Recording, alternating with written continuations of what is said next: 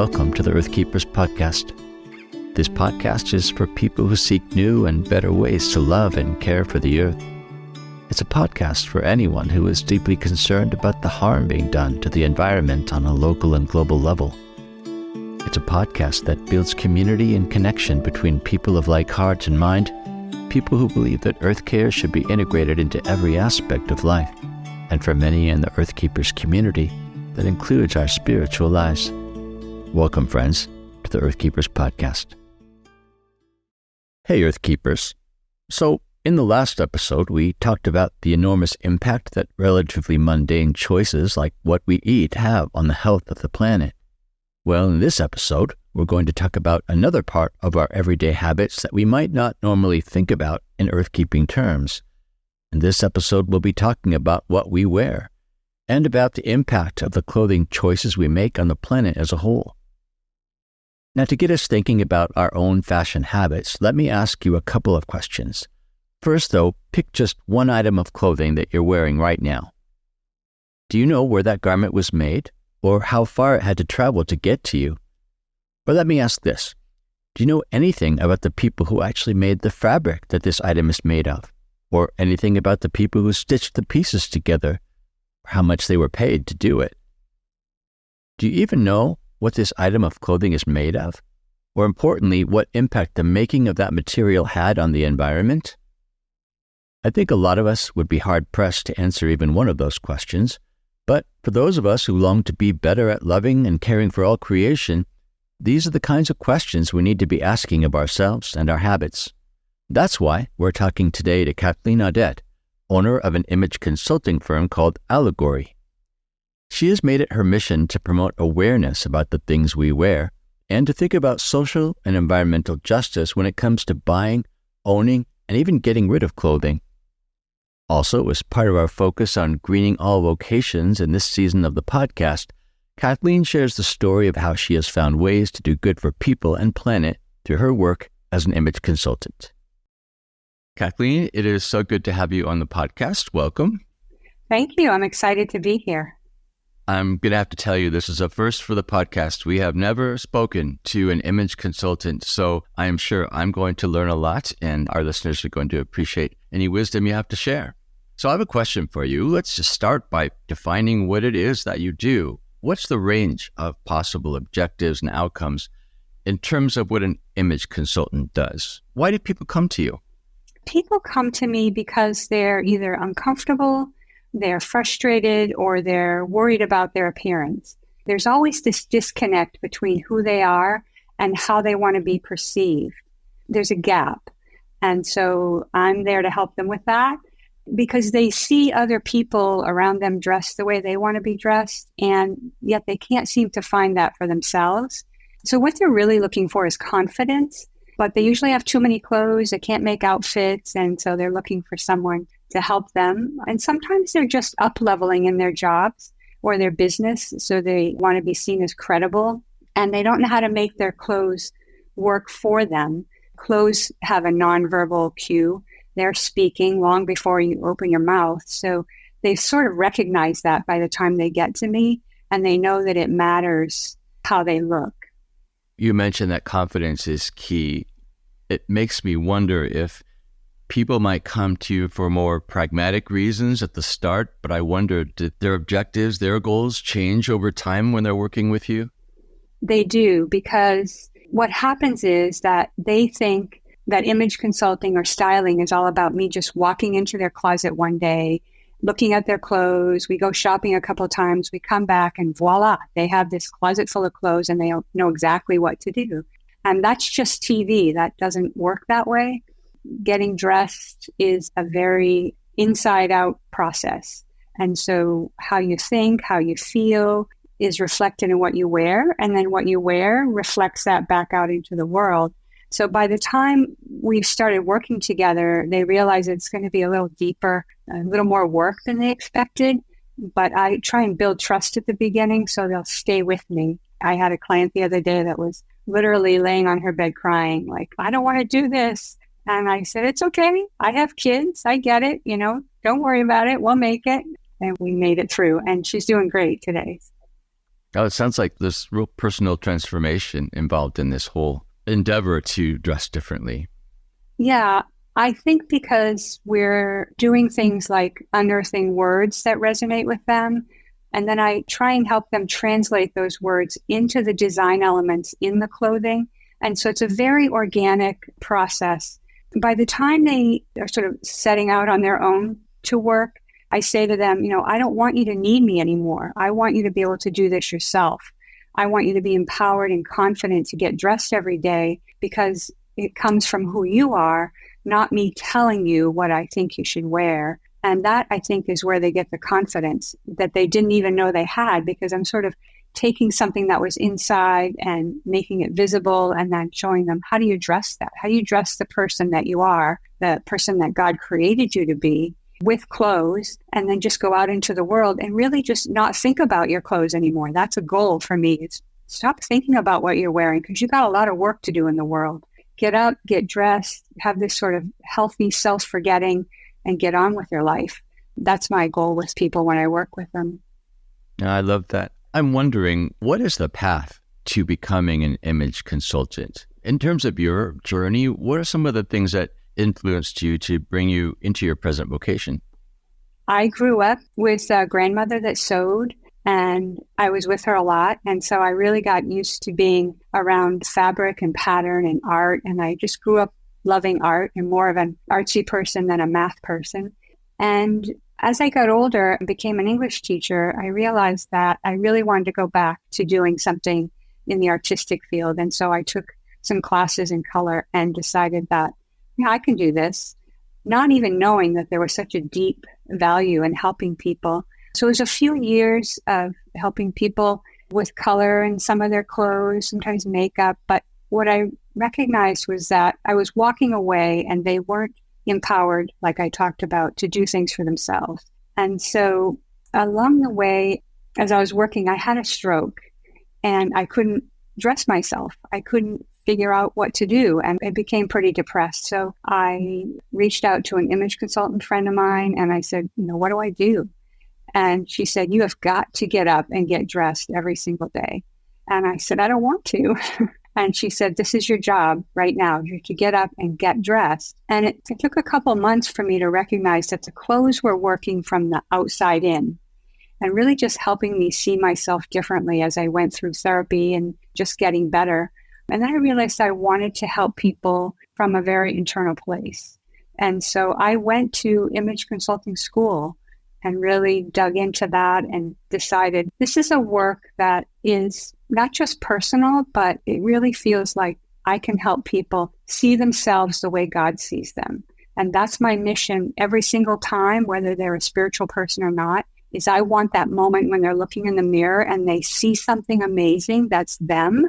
And I'm like, haha, you are actually seeing yourself in a beautiful way that God sees you too. And you didn't see that before. It was blocked somehow. So God brought me along and it's been a great journey. It's hard work, but it's the privilege to do it. Sounds like the trials and the suffering were really a part of forming you in order to understand other people's pain in some ways. Yeah, for sure. I try not to get too attached to my clients, but I really try and build a trust with them so that as they're going through the hard things, they always feel like they can reach out about anything. I do sometimes refer people to therapists or things like that because they need that. But I also find on the positive side that they become someone that's able to go out into the world and be better. Sometimes they're just a better parent. Sometimes they're just a better partner. Sometimes I see that they are kinder. I really like that it can at least see some change with people and that it's on the positive side. In this podcast, of course, we deal a lot with all things environmental, earth advocacy, earth respect, ways that we can live more sustainably. So I'm wondering, speaking broadly, what actually makes an industry like fashion sustainable or ethical or green? Determining whether the fashion industry is truly sustainable or green is pretty complex and multifaceted at this point. But some things to consider are that sustainability in fashion, it can mean a lot of different things to different people, but really the bottom line is that we want to be creating fashion that doesn't harm nature and doesn't harm people which means slowing down. It's got to slow down because we have too many clothes. We have too much going into the landfills. We have too many chemicals polluting the earth. And so there's environmental sustainability, which is like conservation, waste reduction, pollution control, all things that I'm sure you're familiar with. And then there's the social responsibility, which is like consumer education, and also affording the things that are made by sustainable companies. They tend to be more expensive. Of course, the ethical sustainability, which is like fair labor conditions and animal welfare. And then my favorite, which is traceability. So those are the two places I came into sustainability in fashion. The two main reasons I came in and really wanted to make a difference was the child labor practices, which are unfair, and also traceability, being able to know where your garments come from. And that's happening. It's starting to happen more outside of the United States, but it will get here eventually. Yeah, it reminds me actually of the last podcast conversation I had with a nutritionist, and she was making some of the same points that we often don't think about where our food comes from, how it was made, who harvested it, and there are all kinds of environmental and social justice issues that are involved in the production and transport of food. So she was really advocating for maybe a more proactive and intentional approach to eating. Like, take time to try to find out as much information as you can. And it sounds like that's also what you're advocating for, that you think there are ways perhaps that we can pay attention better, and there are ways that we can find out where our clothes are coming from. Absolutely. I mean, the idea that we don't know where our clothes come from at this point is a little bit ridiculous, but the fashion industry has not changed in over 100 years. And so it's slow. There is a lot of things happening behind the scenes, but I think there are some ways to become knowledgeable about what you're buying by looking at the fabrics, first of all, really looking to see if the fibers of the fabric are sustainable fibers, and then to see where it's made. I really, really recommend to my clients all the time that they watch the movie The True Cost, but also just look up the Rana Plaza collapse, which happened in Bangladesh in 2013. It really shook the fashion industry. And the fact is that there were 1,134 people that died, most of them women, more than half of them women. There were children in that. The company that owned the building knew that there was something wrong. They had already evacuated the bottom floors the day before, and yet they kept the garment factories on the top floor that make the clothes that we see today in the mall and Target, Walmart. They were making those clothes because there was a deadline. And so when that happened, I think it changed fashion enough because there was some knowledge about what was going on. And that was a big thing. They said, we're not aware in the United States about what's going on in the fashion world, which is why I'm advocating for awareness first before anything else. I want to come back to something that you said earlier. You used the phrase, we have too many clothes. And that to me opens up a new frontier in this environmental and social justice question.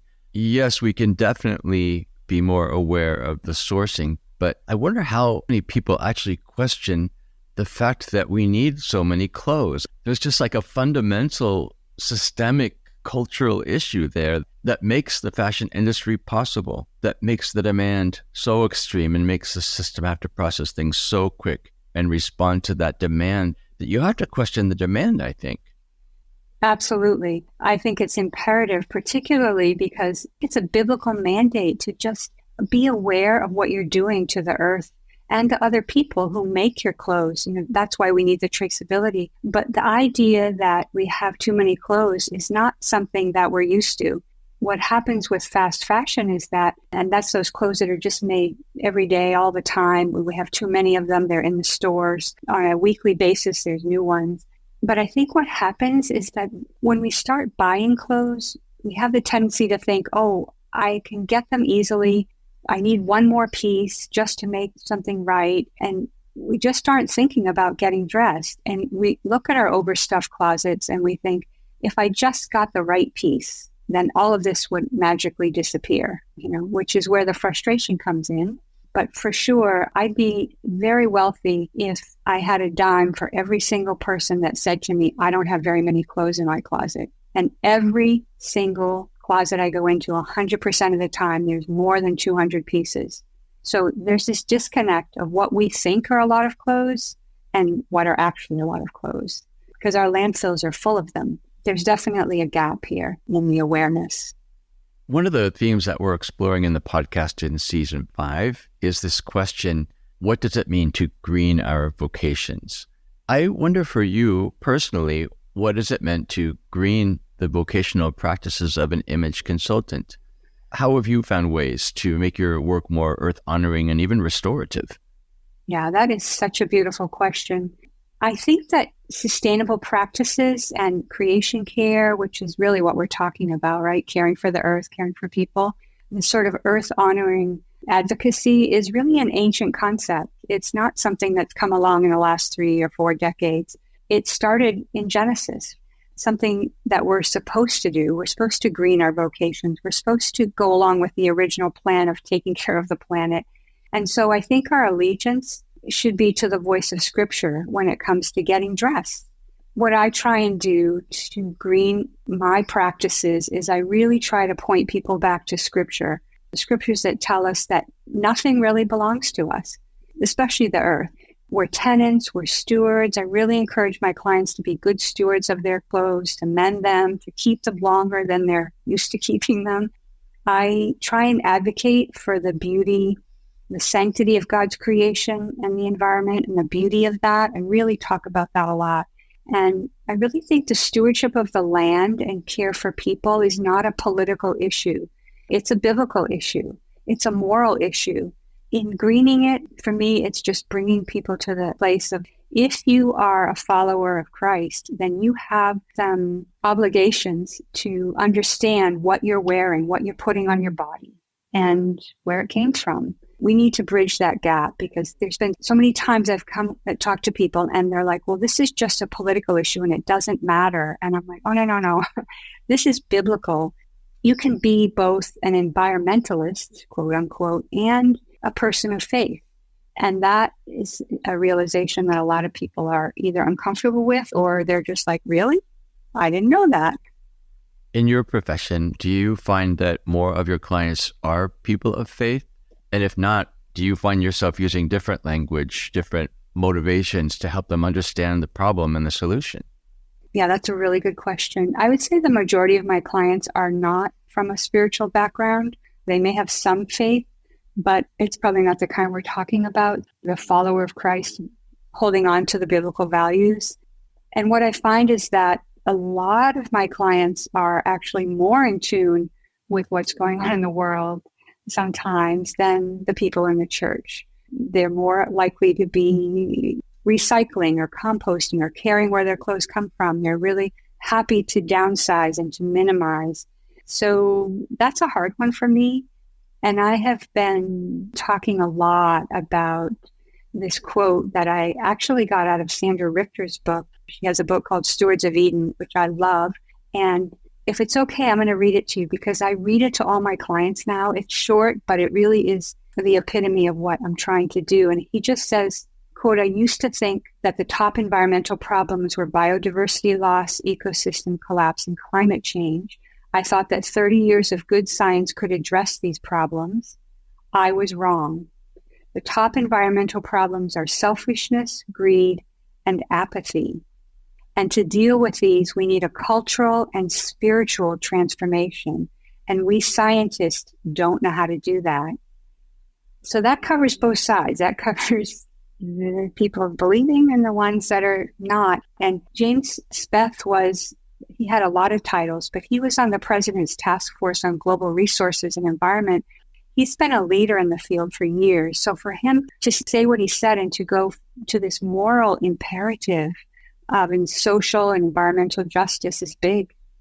I agree with you about thinking that people in the church oftentimes are maybe a bit behind in terms of understanding what earth care looks like. I'm wondering if you have ideas, thoughts about why that is. Well, I think it touches on what I said earlier, that People in the church think that it's a political issue and that it's an environmental issue that is for somebody else. It's not something the church should deal with because the earth is just going to burn up and go away when Jesus returns, which is not exactly true. But the fact that it's just somebody else's problem. It doesn't have anything to do with a biblical mandate to understand social and economic justice in the environment. Because I've come up against people in the church where I go to talk about it, and they're very resistant. Like, that's not something we talk about here. That's just for liberals, or that's just for Republicans or Democrats, or they do this sort of slicing down the middle and there's these two sides. It's frustrating, for sure. Well, it makes me wonder if there isn't, on some level, part of your vocation that involves persuading people to see differently. Because it's one thing for someone from the pulpit to make that statement that this is our issue, the church is called to stewardship, etc. And I think those kinds of statements do get resisted. But I wonder if there isn't a way that you're bringing that in more subtly to people's attention, to people's awareness, and maybe getting beyond those politicized defenses. I think at the basic level, what I'm doing is when I'm in their closet, I see the frustration with the number of clothes they have. And I point out over and over again that these clothes are frustrating them because they're made by the fast fashion industry. And look at that. You washed it once and the seams are bunching. You washed it once and it's falling apart. You washed it once and there's threads everywhere. And trying to connect what they're seeing with why they're seeing it. First of all, you're wasting your money. That's a big pain point for people. And I think this just low cost of clothing encourages this constant sense of need. And so I put people on fast, not to buy, and also things like black fast, not wearing black as much, because that's all the manufacturers make for us now is black, white, and gray, because it doesn't cost them very much money. And so those frustrations are when I try and bring things up for people. And in my social media, I'm really getting firm on putting out things about what's happening to the children, what's being allowed that should never be allowed, and the low wages and just how they're treated. And again, that traceability issue is big for me. Well, whether or not your clients claim to be people of faith, clearly you are motivated on spiritual levels. And I'm really curious about how you think theologically about your work. And maybe specifically, how do you connect your objectives, say, of working with a person's self-image or the expression of self as part of your mission, really, as a Christ follower? Yeah, the work I do, I think, is just a privilege allowed me by the Creator.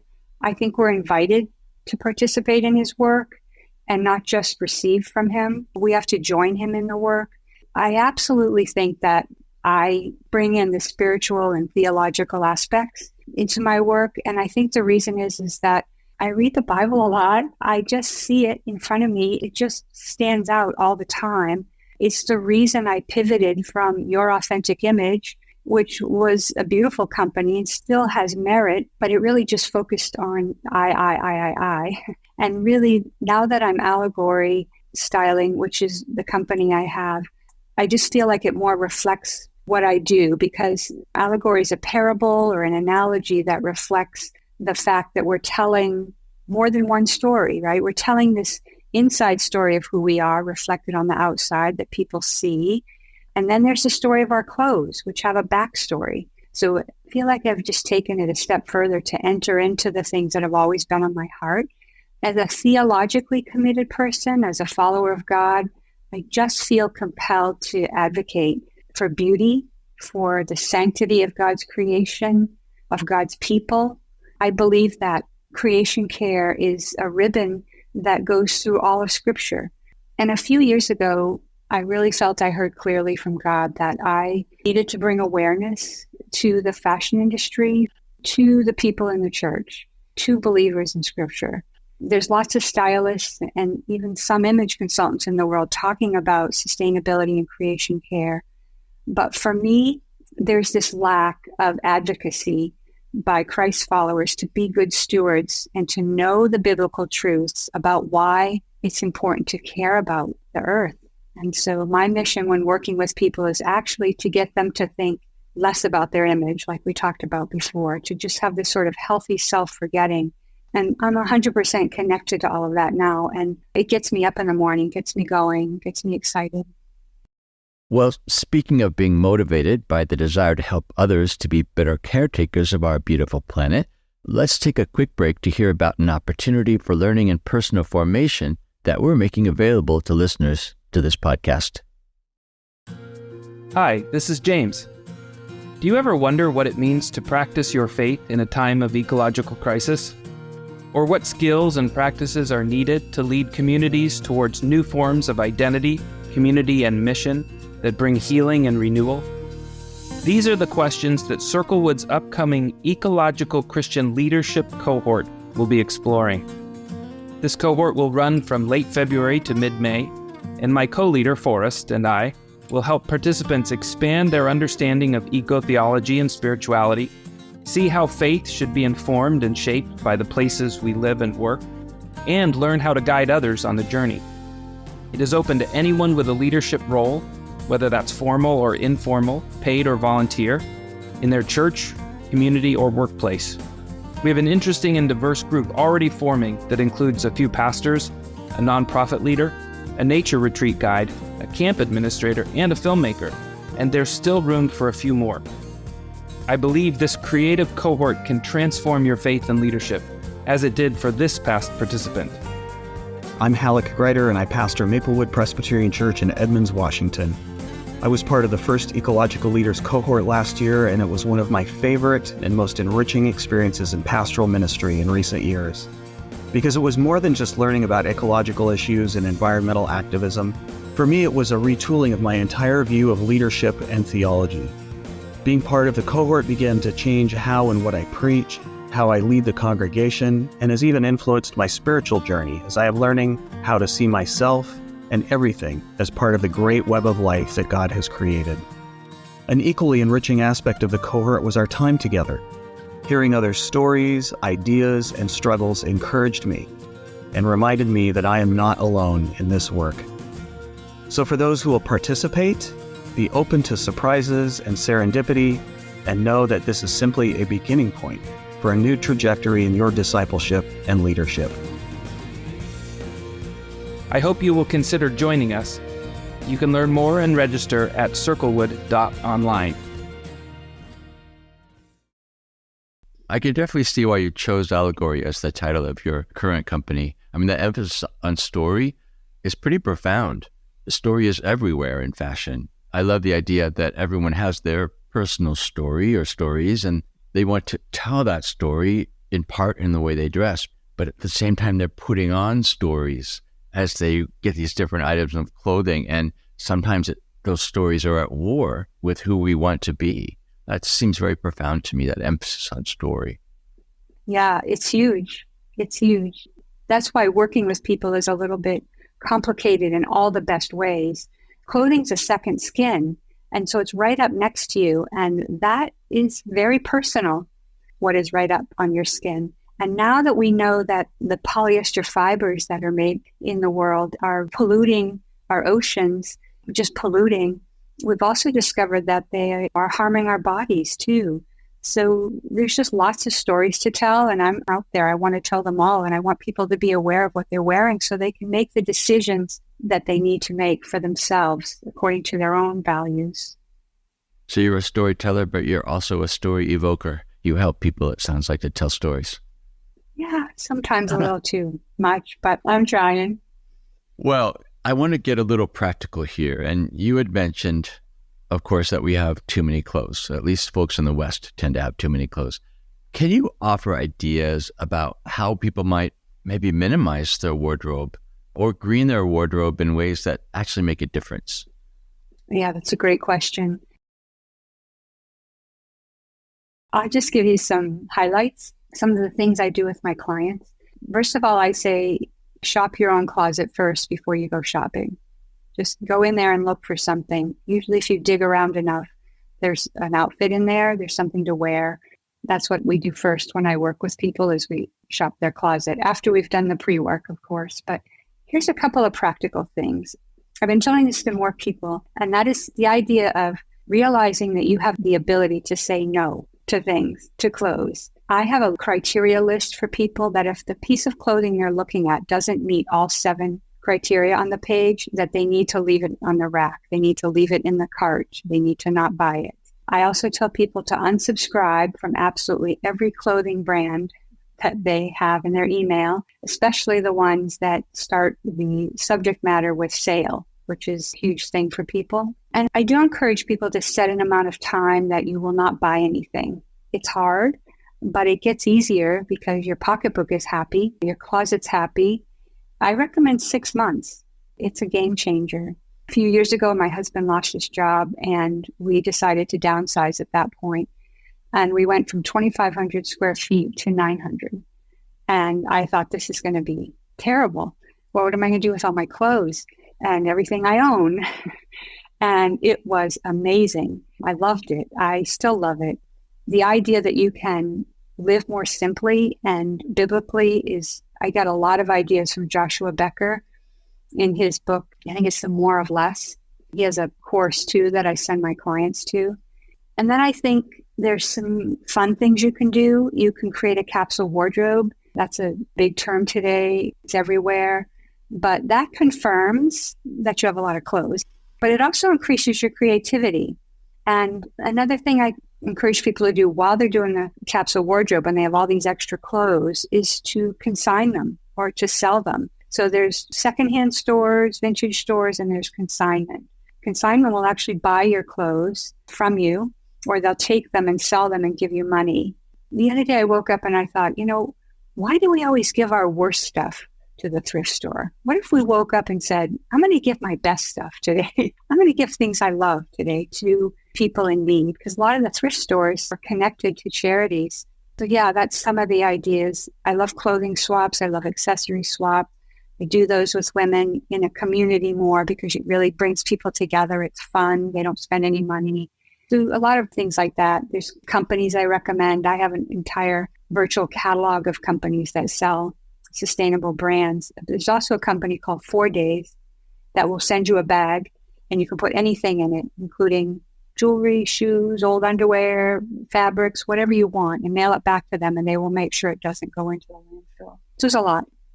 I wonder if you could define for us what capsule wardrobe means. It's a really good question. So a capsule wardrobe is taking anywhere from my perspective, anywhere from 8 to 12 pieces. They're specific pieces. They have to go together in certain ways. And from 8 to 12 pieces, you can create anywhere from 20 to 30 outfits. So if you have a capsule wardrobe for a month, you may not wear the same thing in a month. And then if you start a new month, by the time you're done with 60 days, you may have worn the same outfit twice in 60 days. So it's a very specific set of clothes that you want to choose and that goes together. And you want it to be pieces you love, because for me, when I'm working with people, I really want them to unearth some of that creativity inside of them. And there's nothing better to help you be creative than when your choices are narrowed. We think it's when we have a lot, but it's actually when our choices are narrow. Yeah, I'm focusing in on that word creativity because it sounds like this whole endeavor of greening your wardrobe really takes some creative thinking and perhaps even some bold choices. It does sound like there are lots and lots and lots of ways to solve the problems just by thinking outside of the box. I mean, you mentioned the possibility of doing something with community and groups. Tell me more about that. Like, how could you actually engage community in helping one another to address these issues of clothing?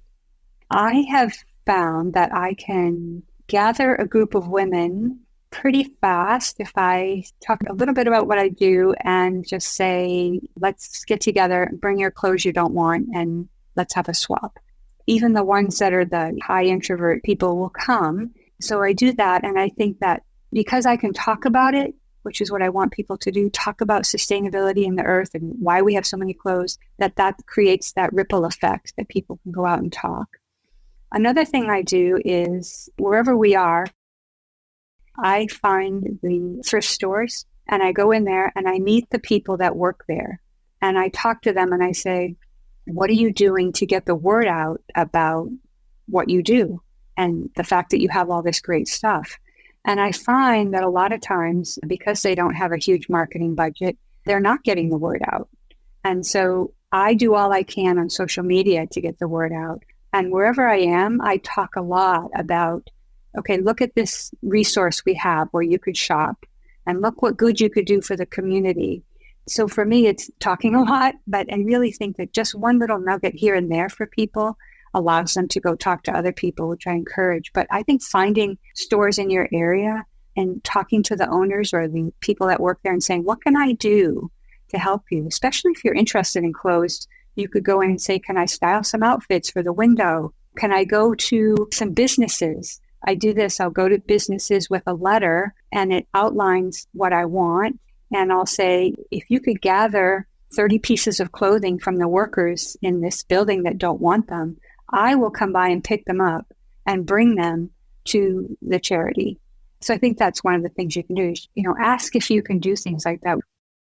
Yeah, I'm thinking actually of the thrift store that's close to my house. It's a Goodwill store. And I do know the people there and like them very much. I think what I've not maybe taken time to think about is there are ways that I could actually affirm what they're doing. I mean, the fact that they are repurposing clothes for people at a reasonable price, that's a good thing. That needs to be affirmed. I don't know that they always see the goodness of the work that they do. Yeah, that's beautiful. I love that. It makes me think that when it comes to thinking beyond the surface of an issue, even the good things that we can do deserve some critical thought. And the reason I bring that up is because I'm hearkening back to a time when one of my summer jobs in between college semesters was working in a warehouse for a charity that sent clothes to Africa. So just mountains and mountains of clothes. My job was to put them into this giant press that squished them all down and created bales out of them. And the bales would be loaded into shipping containers and sent off to African countries in particular.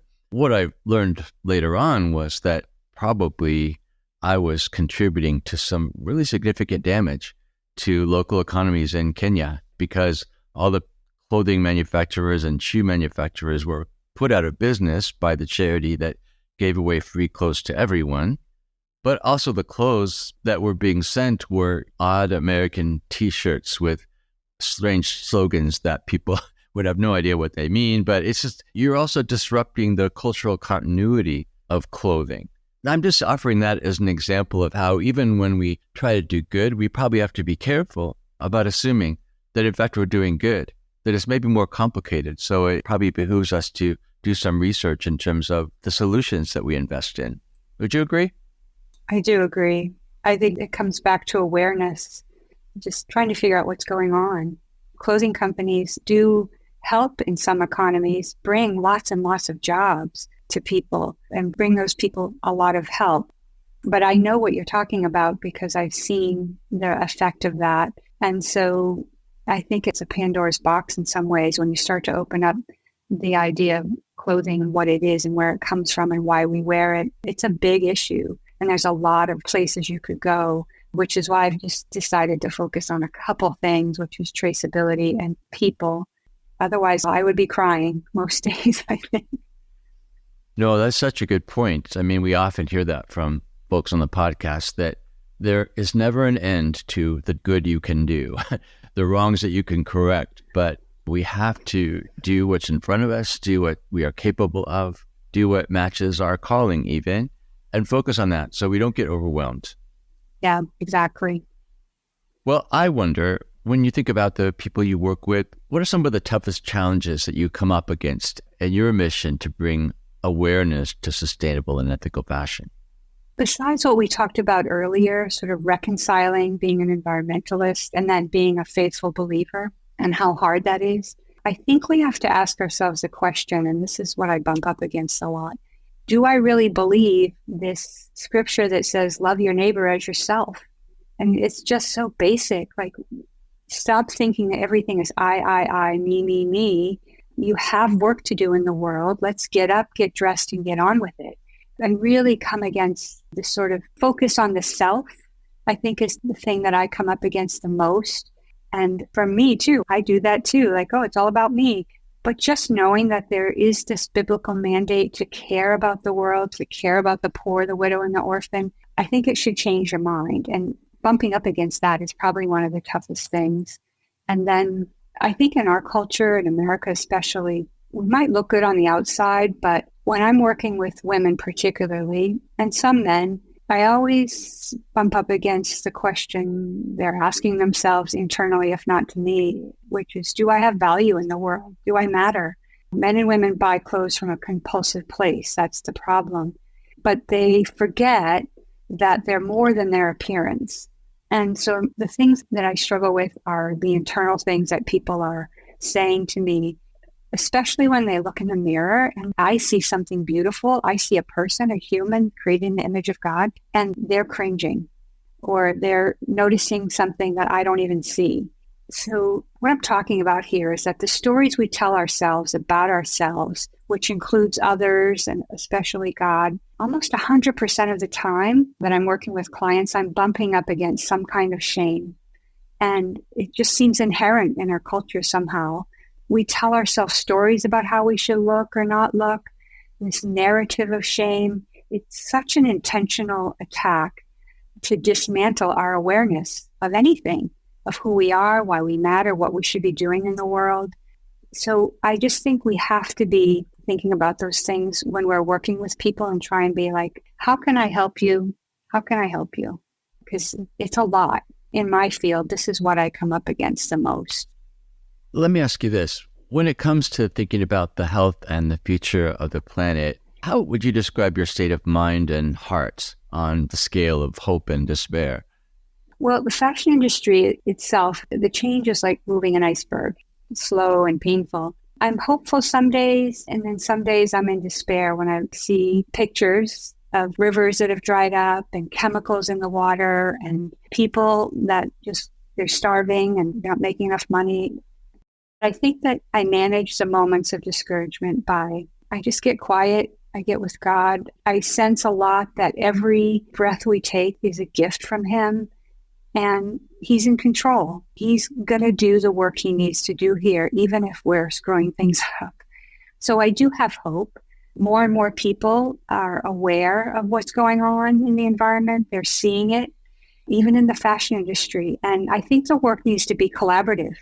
So there's not a lot of collaboration between the designers and the people that make our clothes and ourselves. It's amazing how creative people can get. There are materials that clothes are being made from now that you wouldn't believe. Things like pineapple leaves, flax, algae, mushrooms, grapes, plastic water bottles. There's a really cool designer that I put into my virtual catalog that I love. Everything in there is made from waste, which is not a bad word. It's not garbage. It's made from the waste of what happens when you get rid of plastic bottles or plastic fishing nets or something like that. So with technology and people in the industry changing it slowly, I just think we can reconcile sometimes that the beauty that surrounds us with the loathsome realities of the greed and the apathy and the selfishness that we talked about earlier.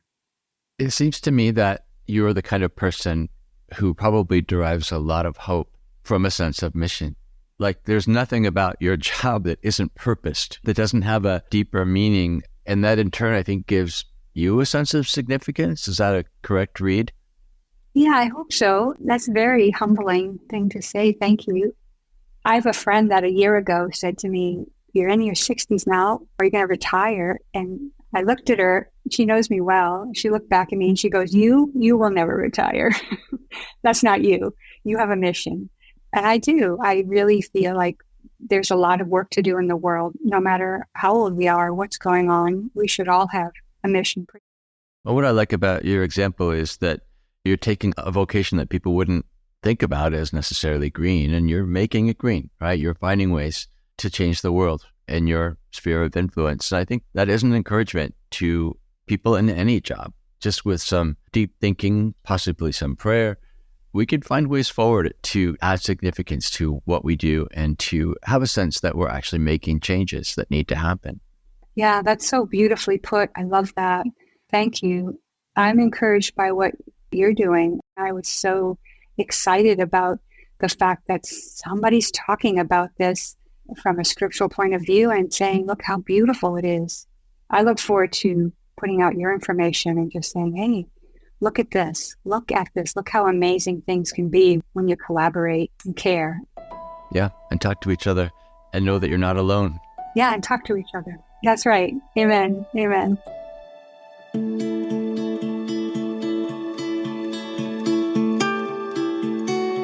We've been in conversation with Kathleen Audet of Allegory Styling about the ways that our clothing choices impact the health of people and planet. For more information about her work and to access some of the resources that she mentioned, go to this episode's show notes at earthkeepers.online. You'll also find information about the Ecological Leadership Cohort that starts soon, so we hope you'll check that out. I'm Forrest Dinsley, your podcast host. Our executive producer is James Avedon, and our producer is Dave Olfers. Colleen Meggerly is our editor and researcher. Forrest Reed is the creator of our original music, and Jesselyn Gentry is our social media director. Thank you, friends, for listening, and please join us for our next conversation on the Earthkeepers podcast.